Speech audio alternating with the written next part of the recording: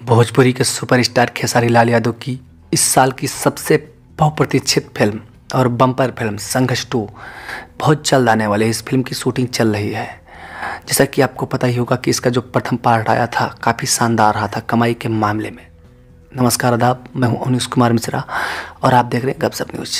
भोजपुरी के सुपरस्टार खेसारी लाल यादव जो कि ट्रेंडिंग स्टार के नाम से भी जाने जाते हैं, इनकी एक फिल्म 2019 में आई थी संघर्ष, जो कि काफ़ी शानदार कलेक्शन करी थी। इस फिल्म में थी काजल राघवानी और खेसारी लाल यादव।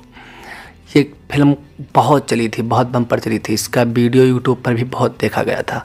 अब इसका सेकंड पार्ट आ रहा है जिसमें खेसारी लाल यादव काफ़ी अच्छे एक्शन सीन्स करते नज़र आ रहे हैं।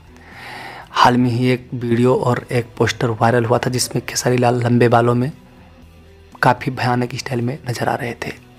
तो इसलिए उम्मीद जताई जा रही है कि यह फिल्म जल्द आएगी, क्योंकि इसकी शूटिंग बस लास्ट मोमेंट पर है।